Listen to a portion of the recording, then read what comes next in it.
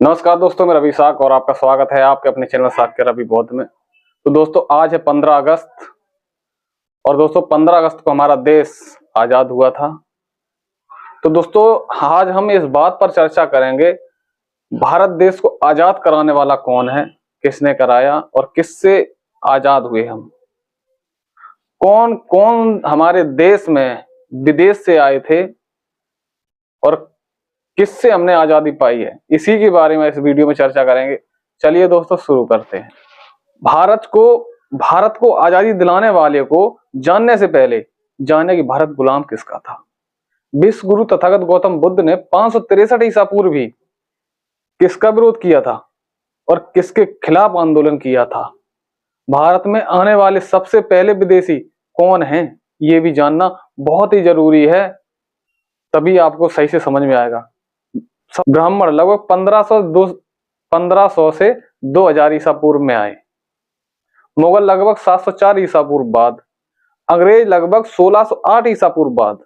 आजादी सिर्फ अंग्रेजी सरकार से क्यों? भारत की आजादी डॉक्टर भीमराव अंबेडकर की देन है। अब समझना किस लिए, हर चीज हम इसमें बताने की कोशिश करेंगे, आपको ध्यान से समझना। भारत में असली इतिहास को छिपाया गया है और भगत सिंह, चंद्रशेखर आजाद, सुभाष चंद्र बोस, इन लोगों को हीरो बनाया गया है। ये उन लोगों की मानसिकता थी। पूरी दुनिया में राज करने अंग्रेजी सरकार जिनका सूर नहीं डूबता था, भगत सिंह और चंद्रशेखर आजाद से डर गए और गांधी जी से भी डर गए। मीडिया की झूठी प्रचार प्रसार है ये सब कुछ। वास्तव में भारत की आजादी डॉक्टर भीमराव अंबेडकर ने ही दी है। जानिए कैसे। डॉक्टर भीमराव अंबेडकर ने भारत की आजादी के लंदन के कोर्ट में, भारत की आजादी के लिए लंदन के कोर्ट में भारत की आजादी के लिए मुकदमा डाल दिया था। जैसे कि आप जानते हैं, डॉक्टर अंबेडकर विश्व के सर्वश्रेष्ठ वकील और बैरिस्टर थे। डॉक्टर भीमराव अंबेडकर ने देश के आजादी के लिए लंदन कोर्ट में कहा कि भारतवासियों को गुलाम बनाना हेमोसेपियंस राइट उल्लंघन है और आप हम भारतीयों पर गुलाम बनाकर वहां पर राज कर रहे हो, जो कि आपकी सरकार को शोभा नहीं देता है। यह मानवाधिकार के खिलाफ है। अंग्रेजी सरकार डॉक्टर भीमराव अंबेडकर के दलीलों से हार गई और भारत को आजाद करने का प्रस्ताव पारित कर दिया गया। उसके बाद ही 15 अगस्त 1947 को अंग्रेजी सरकार भारत को छोड़कर चले गए, जो कि 15% सवर्णों के लिए आजादी थी। जो अंग्रेजी सरकार जलियांवाला बाग में हजारों लोग पर गोली मारकर हत्या कर सकते थे, पूरी दुनिया में उनका राज था, तो गांधी जैसे और चंद्रशेखर आजाद और भगत सिंह, सुभाष चंद्र बोस के आगे झुक जाएं, गलत साबित होता है। हाँ, जब अंग्रेजी सरकार अपने ही कोर्ट में हार जाएगी तभी संभव है और ऐसा ही हुआ है।